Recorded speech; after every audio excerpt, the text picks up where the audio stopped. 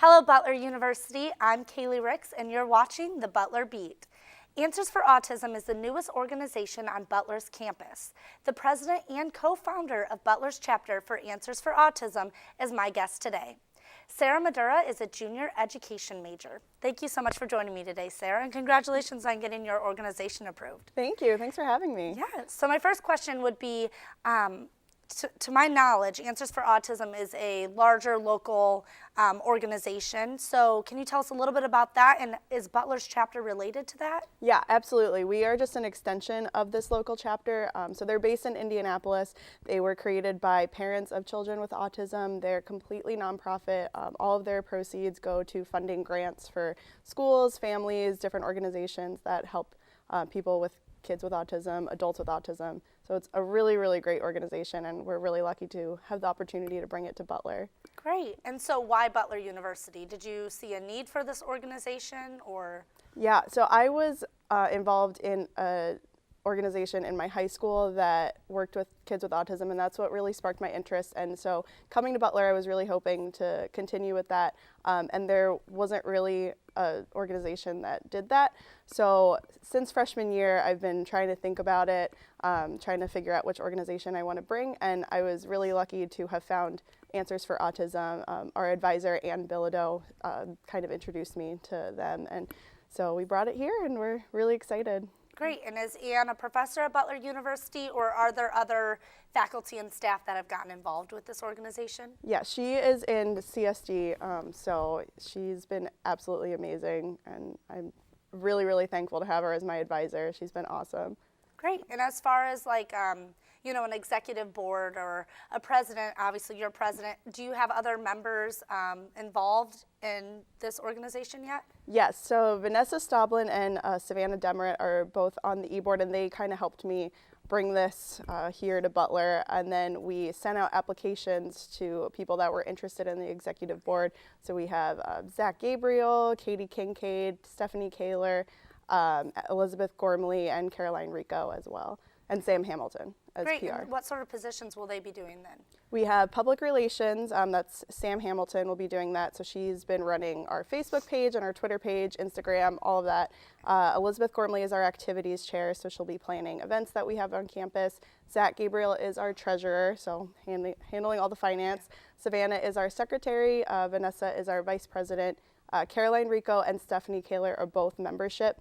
This year we're going to have two just to kind of get our membership up, and then Katie Kincaid is fundraising. Great. And what are some ways that you're wanting to get your membership up? Are you having call-out meetings? Do you see an interest on campus so far? Yeah, we've been absolutely overwhelmed with the amount of support we've gotten. It's been amazing. Our Facebook page went up on Tuesday, and we already have over 200 likes, so we have been absolutely thrilled with that. We are having two call-out meetings. The first one will be Tuesday, December 2nd at 8:30 p.m. in Pharmacy 150, and then Thursday, December 11th at 8 p.m. also in Pharmacy 150. And people can just come out and hear what we're all about, see if they want to join. We'll have sign-ups there.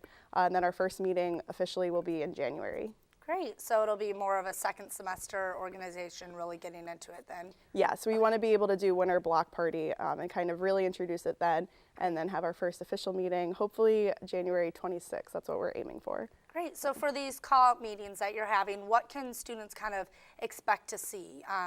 As far as, are they getting more information about the organization, or you also mentioned events, what sort of things will be taking place then? Yeah, so we have a ton of information at that meeting. We'll be introducing the local organization, kind of what they do, things like that, and then our goals. So we are going to be just an extension of them, so we'll be sending volunteers to their events, things like that, and then we'll be creating our own events for different fundraising and just spreading awareness around campus. So one of our ideas that we want to do within the first couple months is show a documentary about autism, and so we want to do that. We want to do a couple campaigns about autism education and things like that, and then fundraising, and we'll have different committees that members can join and really showcase their leadership abilities. So we'll have, for fundraising, we'll have a committee, for PR, we'll have a committee, activities, and membership. So if students are interested in one of those avenues, they can do that.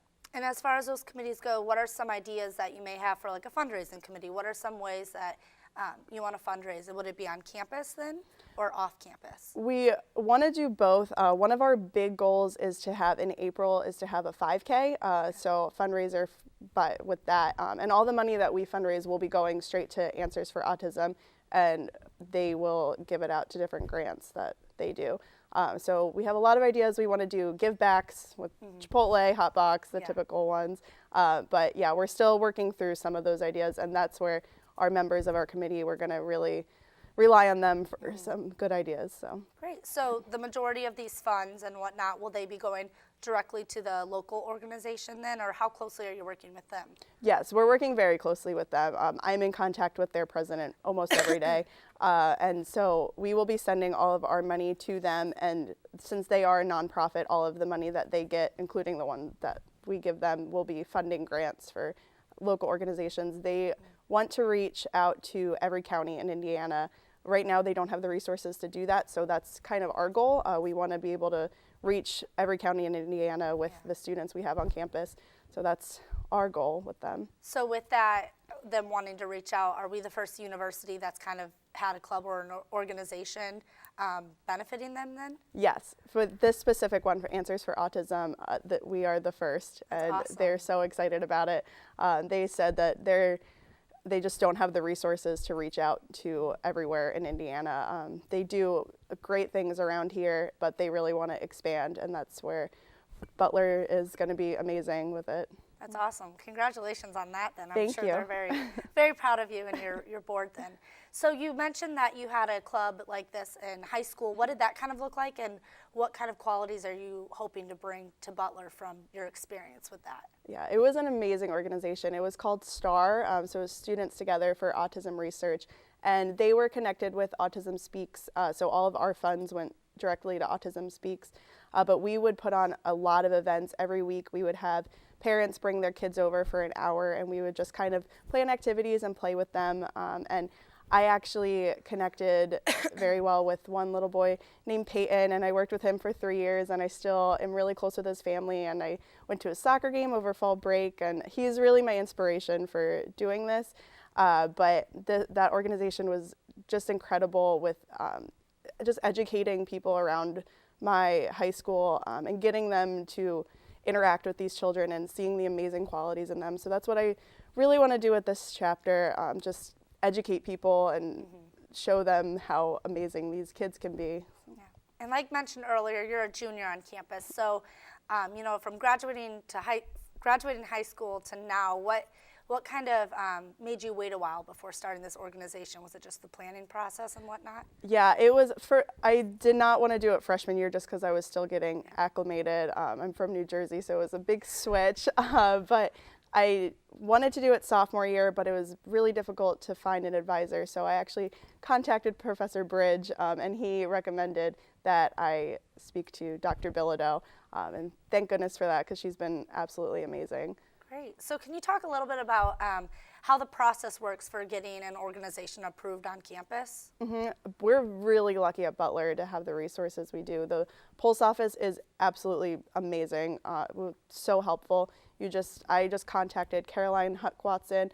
She sent me what I needed to do. I just needed to make a constitution, get 4 members, so myself, my vice president, my treasurer, and my secretary to sign off, get an advisor, full-time staff, and really just work with her. Once I started doing the paperwork, it did not take long at all. After she approves it, it goes to like SGA, and I presented to them, and they approved it, and then it got sent over just to get more signatures, and here we are. Great. So with that being approved, I know SGA Assembly is every Wednesday, and you have to have a representative to be an organization on this campus. Have you been able to attend those SGA assemblies and you know, get that sort of information and resources?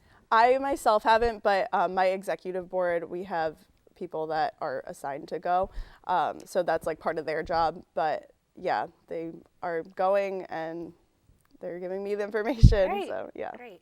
And I know you already have, people involved in your executive board. How many students are you hoping to reach out to for this club and organization in order to, effectively do these fundraising campaigns and different events on campus? Well, we've been overwhelmed with the amount of support. Again, 200 likes in 2 days was absolutely amazing, and more than we ever dreamed already would be supporting us. So we're hoping that it's going to be pretty big with already the amount of support we've gotten. We would love to extend it to as many people as can join, because we can always use volunteers for events, different ideas. So we're hoping for big things. Yeah, great. And would working with the Volunteer Center be something that you'd be hoping to branch out to and do as well? Oh yeah, absolutely, for sure. Okay. They are awesome, and we would love to work with them. Now, the bigger local organization, do they have volunteer opportunities that you could actually go to their location and help out with, or how exactly does that work? So they do different events. So their big thing is their walk. It just happened in September, so it's huge. Hundreds of people go, and they have food trucks and tents and things like that. But they have different events just throughout the year. They just had a gala on Friday, so a couple of our e-board members went there, and they're always looking for help. Like at the gala, they wanted people to run the silent auction. So a couple of our e-board members were able to do that. They're always looking for help. They welcome any help. And that's our goal, is to always have at least a couple of representatives from our chapter go to those events. So absolutely, tons of volunteer opportunities. Good. And as far as your e-board goes, are a lot of them also education majors, or is it just kind of all over the place? It's kind of all over. We do have a couple education majors, but we also have Zach as a finance major, and we have CSD. We put it out to a lot of the listservs and on Facebook to encourage people to apply. So it's not all education majors, which is what I wanted. I wanted across the board for different talents. Absolutely. So I guess my last question would be, with this organization finally being approved, what are you most excited for? Oh my gosh, I'm just so excited about all the ideas. We had our first official e-board meeting last week, and the excitement from my e-board is just incredible. The ideas that we have are amazing. It's going to take a while to do some of them, but I'm just excited to see this grow and be able to help Answers for Autism. I'm really looking forward to being able to help them reach out to the rest of the counties in Indiana, because they fund amazing grants, especially for schools and families. So I'm just really excited to get their word out and just the plans that we have. Yeah, absolutely. Is there anything else that you'd like to add? Come to the call-out meeting. It's going to be great. You don't have to join if it's not interesting to you, but I imagine if you come, you'll find something. There's going to be a ton of opportunities, whether you want to volunteer or want to just give ideas or just support, go to the fundraisers. There's going to be a ton of opportunities to do all of that, and I think Butler students are perfect for this kind of organization. Great. Well, thank you so much for joining us today, Sarah. Thanks for having me. To get more information about the organization, you can attend their call-out meetings on December 2nd at 8:30 and December 11th at 8 o'clock in Pharmacy Building Room 150. You can also follow them on social media at BUA4A and like their Facebook page at Butler University Answers for Autism. I'm Kaylee Ricks, and you've been watching The Butler Beat.